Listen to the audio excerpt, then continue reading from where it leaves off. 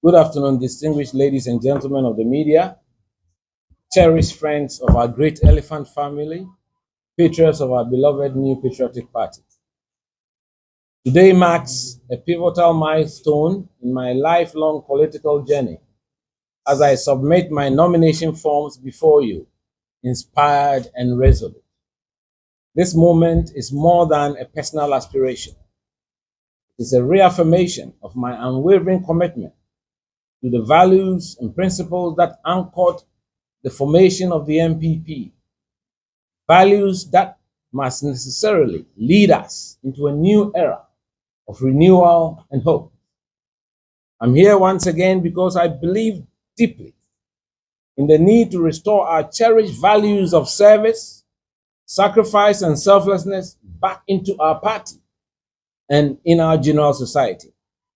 Ghana's democracy now stands in urgent need of leaders unafraid to take difficult decisions, to provide real solutions, and to serve with authenticity, integrity, and substance.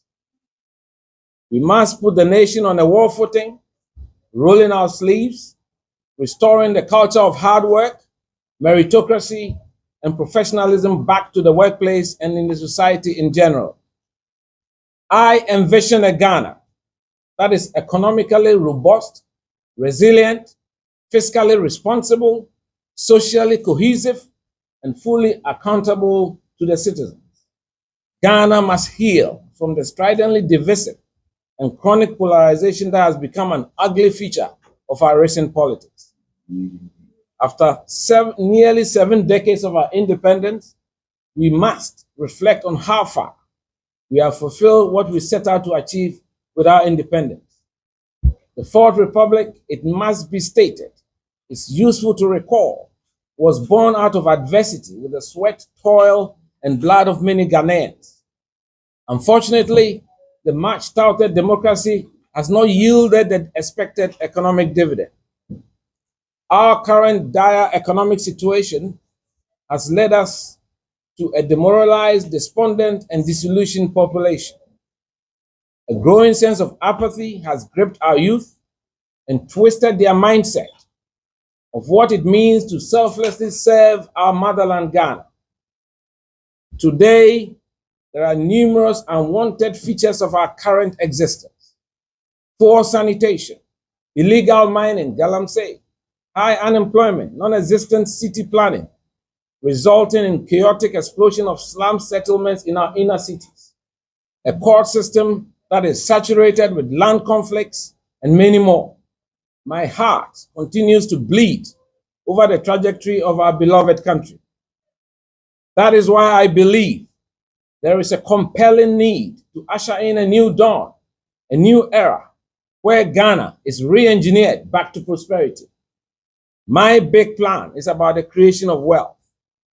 A Ghana where every citizen, his property, especially land, is utilized to unlock capital and create personal wealth to facilitate access to quality education, healthcare, and other opportunities. Unfortunately, from time immemorial, communities have been displaced and their lands appropriated without fair compensation. Ghanaian landowners have been sidelined in decisions that affect their own ancestral lands.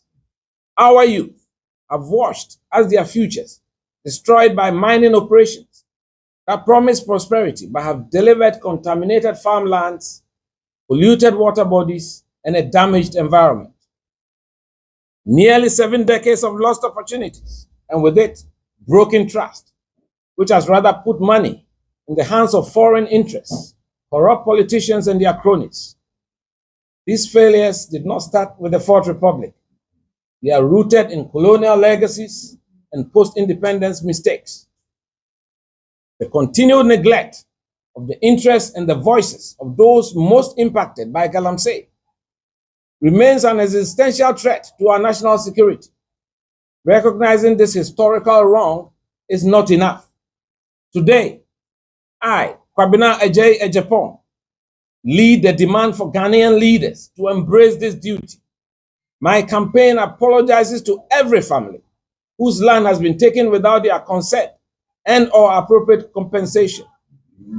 To every youth whose dreams have been buried beneath investigations and dust. To every chief, queen mother, community leader whose stewardship is still ignored. To every citizen who asked for justice and was met with silence. This apology is not the end, it is the beginning. My presidency will launch a national property justice initiative that will, 1, review and reform land tenure laws to protect customary rights. 2, establish transparent compensation frameworks for all landed property. 3, create youth-led oversight councils in mining districts. 4, fund civic education campaigns on land rights and environmental stewardship. We will listen, we will learn, and we will act with you, not just for you. Let this be the moment that we turn pain into purpose, history into healing. This moment requires us to go back to our roots, our noble roots, where politics was a noble calling, not a marketplace to trade parochial interests. Our UP tradition, the United Party tradition, was never about money, not a place where votes were auctioned off to the highest bidder. Our tradition was founded on sound values, virtues, and a large dose of volunteerism. That is why the subtle attempt to create a monetary barrier that practically shuts out capable and competent patrons, thereby virtually handing leadership opportunities to only a wealthy few, is truly repugnant.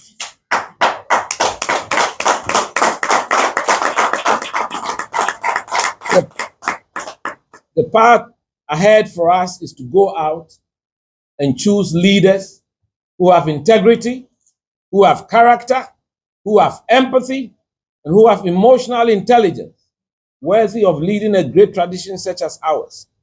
Let us all forge ahead with renewed energy to rebuild, rejuvenate, regenerate our base in unity and with hope. God bless our homeland Ghana and our beloved NPP. Eshi Radu Radu Radu Radu.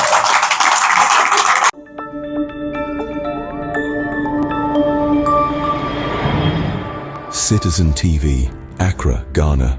Citizen TV, the citizens'